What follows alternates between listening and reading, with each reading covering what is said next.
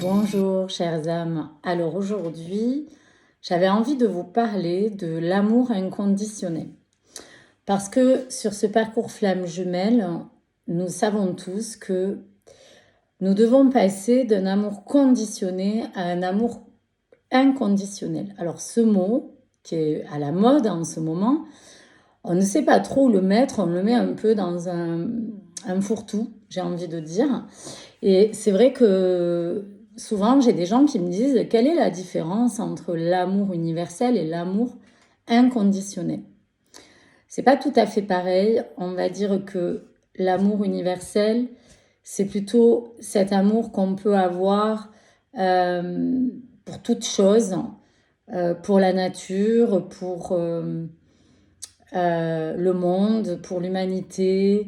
Ça a plus, on va dire que ça a davantage cette dimension-là. Alors, je vais essayer de vous éclairer là-dessus.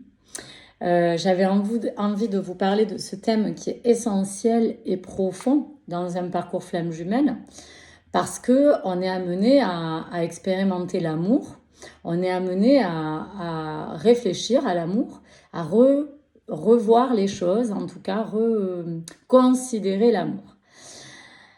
Ce chemin, en fait, nous fait traverser différentes formes d'amour. Donc, on peut avoir rencontré plusieurs relations avant sa flamme jumelle, ou pendant sa relation avec sa flamme jumelle, ou une fois qu'on est séparé à notre flamme jumelle. Tout dépend de l'année de reconnexion avec la flamme jumelle, mais on est souvent amené à expérimenter diverses formes d'amour dans ce parcours. Alors, pour mon cas, vous savez que je vous cite toujours des anecdotes. Moi, j'ai vraiment eu la sensation de vivre différentes formes d'amour avec ma flamme jumelle.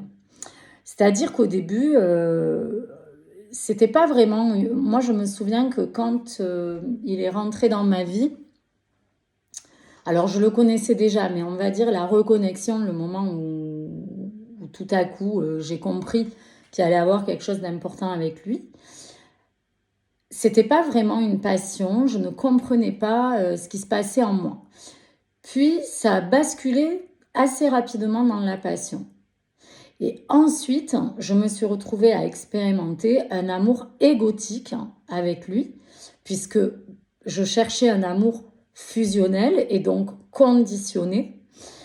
Par exemple, je vous cite un exemple, il m'offre pas des fleurs, donc ça veut dire qu'il m'aime pas. Il me dit pas qu'il m'aime toute la journée, donc ça veut dire qu'il ne m'aime pas.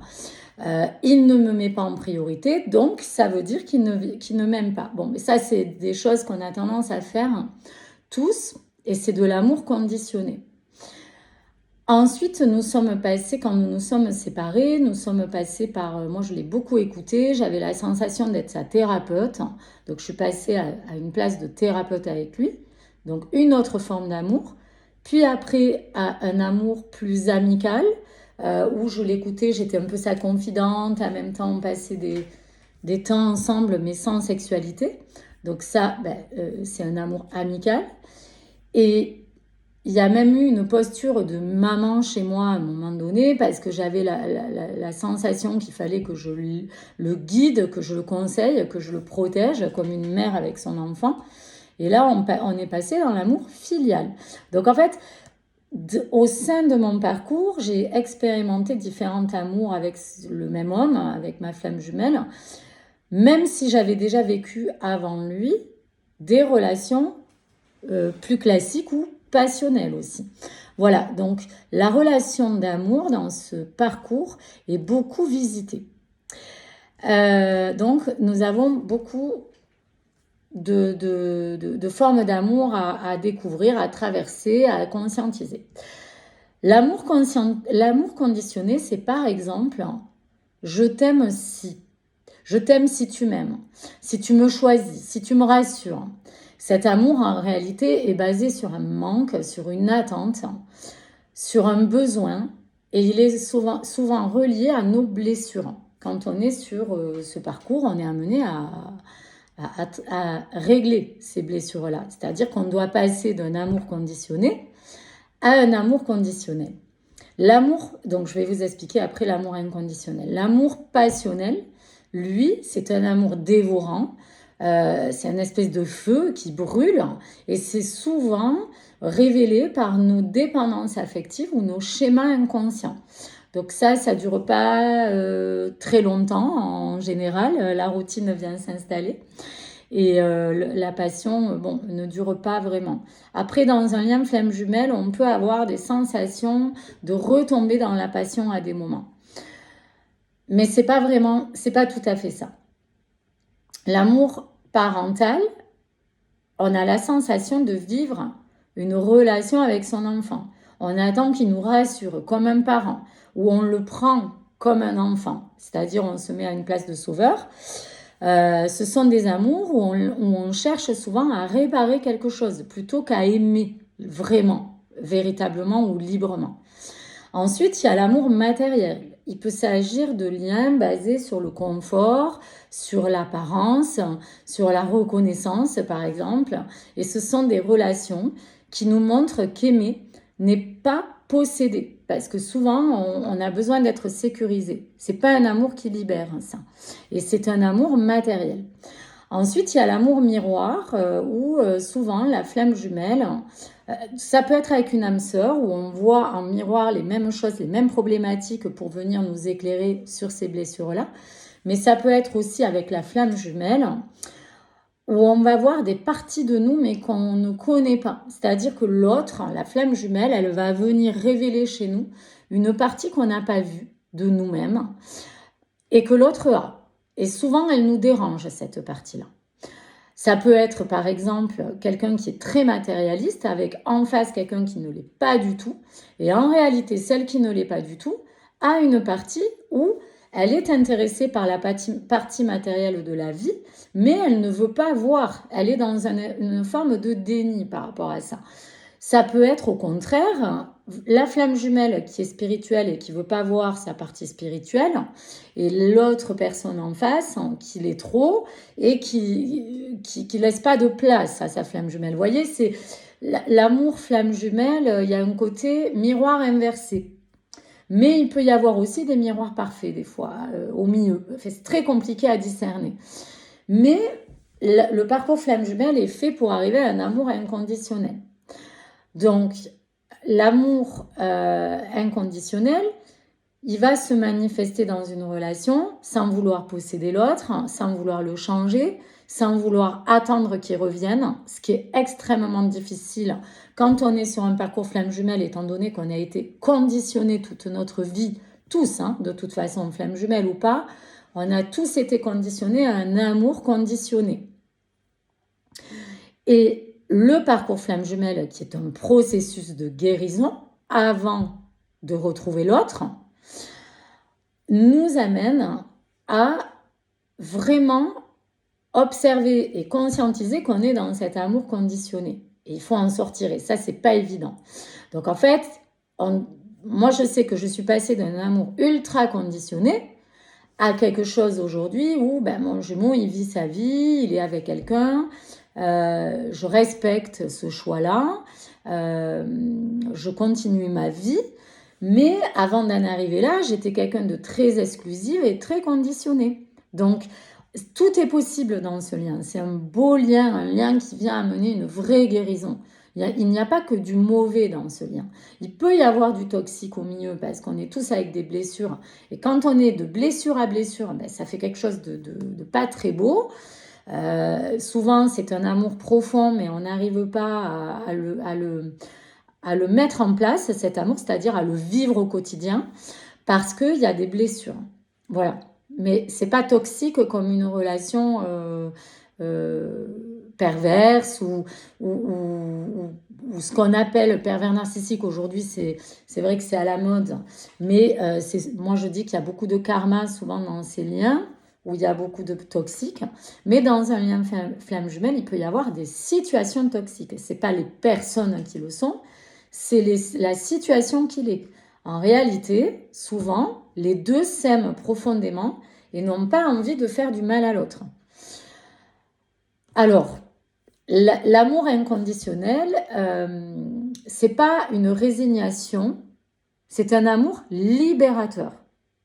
Voilà, c'est un amour où tout à coup, bon, une fois qu'on est guéri, on est en capacité de s'unir, mais de s'unir en respectant la liberté de l'autre et qui est l'autre.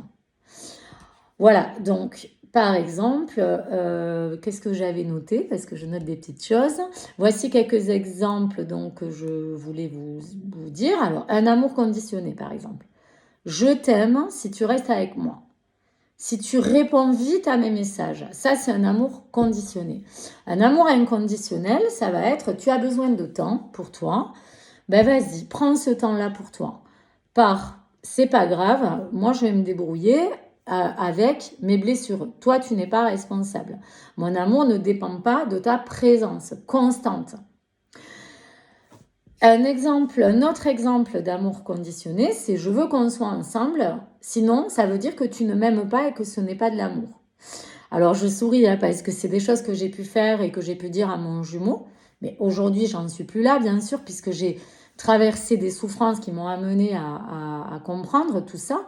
C'est quelque chose qui est très compliqué parce qu'on a vraiment été conditionné depuis des siècles à cet amour-là et je pense que de plus en plus on va être amenés tous. Je dis bien tous parce que je sais que je parle beaucoup de flammes jumelles, mais on va être amenés tous à aller vers un amour inconditionnel. Ça ne fonctionnera plus l'amour conditionné. Et d'ailleurs, moi je vois de plus en plus de couples qui sont dans des relations conditionnées où ça se pète la figure à un moment donné. Parce qu'aujourd'hui, ça ne fonctionnera plus. Alors, l'amour inconditionnel, c'est je t'aime, même si nos chemins aujourd'hui sont différents. Je ne t'enferme pas dans quoi que ce soit. Et surtout pas dans une attente. Ce qui est compliqué dans le lien flamme jumelle. Parce que on aime plus que tout cette personne en face de nous. C'est la personne la plus importante pour nous. Et pourtant, on n'est souvent pas avec. Il y a soit une distance parce que la personne a décidé de vivre autre chose avec quelqu'un d'autre, soit la distance géographique, soit une différence de culture. Enfin, il y a ultime situation. Mais c'est comme ça, il y a un amour inconditionnel à vivre, presque un petit peu comme une bonne sœur qui aime Jésus-Christ ou son Dieu ou un maître yogiste qui fait un travail intérieur pour aimer Bouddha. Enfin, je vous cite des exemples, mais c'est presque un amour divin, c'est ce que je veux dire. Ça ne veut pas dire de s'enfermer dans quelque chose, dans un dogme, mais c'est plus de voir cet amour comme un amour inconditionnel. Voilà. Alors ensuite, l'amour conditionné, un autre exemple, c'est je t'aimerai quand tu changeras ou quand tu seras prêt. Cette phrase, qu'est-ce que j'ai pu la dire? Je crois que je la dis encore. Et je pense vraiment que dans un lien flamme jumelle, c'est pas nous qui décidons. C'est vraiment la vie, la source, l'univers. Dieu, si vous êtes croyant, vous l'appelez comme vous voulez, mais c'est pas nous qui décidons, c'est pas nous qui avons les manettes. Voilà, et qui pouvons contrôler tout ça. L'amour inconditionnel, donc au lieu de dire je t'aimerai quand tu changeras, quand tu seras prêt, l'amour inconditionnel, c'est je t'aime tel que tu es. Ici et maintenant, je ne veux pas te sauver, je te reconnais, je reconnais cet amour que j'ai pour toi. Mais voilà, c'est comme ça, on n'est pas encore ensemble, on n'arrive pas à incarner un couple au quotidien. Ça fait mal des fois, on aimerait y arriver. Et c'est pas nous qui décidons. Donc, il faut faire confiance un petit peu. Faut avoir la foi. C'est là où je reviens sur la notion de divin. Mais il y a une foi à avoir en cet amour. Voilà en gros pour l'amour inconditionnel. Et puis juste un petit mot sur l'amour universel. L'amour universel, comme je vous disais tout à l'heure, c'est un amour qui vise personne en particulier. C'est plutôt un état de conscience. C'est quand on se sent en paix avec le monde, quand on se sent connecté au monde végétal, animal, au vivant. C'est une vibration d'unité, d'amour pour ce qui est autour de nous, sans attachement particulier. En fait, voilà. Donc, c'est l'amour inconditionnel. Les animaux, par exemple, sont dans un amour inconditionnel. C'est pour ça que je dis qu'on a des leçons à recevoir d'eux. Mais ils n'ont pas d'ego, les animaux. Vraiment, je pense pas. Ou très peu. parce que ça peut arriver qu'ils se battent pour un territoire, hein, comme nous, les êtres humains, mais c'est pour des choses bien plus nobles que nous, souvent. Alors, voilà, donc j'ai fini cette petite vidéo sur l'amour inconditionnel. Je vous fais une petite guidance rapide parce que là, je suis déjà en retard. Je n'ai pas vu l'heure. Donc là, je vais prendre pour le lien. Je ne fais pas masculin, féminine ou masculin, féminin, masculine, féminin, pardon. Je vais vous faire sur le lien directement et je prends le petit oracle des âmes amoureuses de Géraldine Garance qui va vous donner un message global pour le lien d'amour. Alors, quel est le message? Ah ben j'adore, hein, parce que là je fais une vidéo sur l'amour inconditionnel et la carte qui sort c'est être en harmonie. Voilà, être en harmonie, donc je vous la lis. Je fais le nécessaire afin d'aller vers plus d'harmonie et plus d'apaisement avec toi. Tout va se régler favorablement pour nous. Nous allons vers le meilleur. Tu peux me croire. Donc voilà, tu peux me croire, celle-ci. Il faut vraiment que dans un lien flamme jumelle, les deux croient au lien, croient en l'amour, croient en l'autre, croient en soi-même, hein, bien sûr, avant l'autre. Mais voilà, c'est toute une histoire de croyance aussi, en l'amour inconditionnel et donc dans ce lien. Donc, j'adore la carte qui est sortie. Et puis, je vais vous parler d'un livre que j'ai adoré, que j'ai lu, relu, qui m'a beaucoup inspiré. C'est L'insoutenable légèreté de l'être de Milan Kundera, qui n'est pas forcément un livre sur l'amour inconditionnel parce qu'il y a pas mal de doutes, de souffrances, d'illusions, de trahisons. C'est un livre sur l'amour qui traverse plusieurs facettes d'amour, qui parle aussi de sexualité. Enfin, je trouve, enfin, c'est une œuvre, pour moi, c'est une œuvre monumentale, ce livre. Je l'adore, donc je vous le partage, mais bon, vous le connaissez certainement. En plus, c'est un livre que je lisais au moment où mon jumeau est rentré dans ma vie, donc je trouve cette synchronicité assez belle. Voilà, donc je pense que c'est un livre qui fait visiter différentes formes d'amour, mais plutôt égotique ou passionnel ou sexuel. Donc on n'est pas dans l'amour inconditionnel. Mais comme sur le parcours Flamme Jumelle, on est amené à visiter plusieurs formes d'amour, je trouve que ce livre est assez intéressant à lire. Ensuite, il y a celui de l'amour inconditionnel. Pour moi, qui représente vraiment l'amour inconditionnel, c'est L'Alchimiste de Paulo Coelho. Je le trouve assez beau. C'est un de ses premiers, je crois, ou son premier.